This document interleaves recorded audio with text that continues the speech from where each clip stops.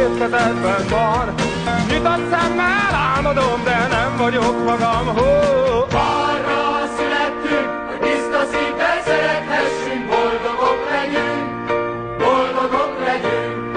Arra születtünk, hogy mégse dobjuk el hitünket, hogyha szenvedünk, hogyha szenvedünk.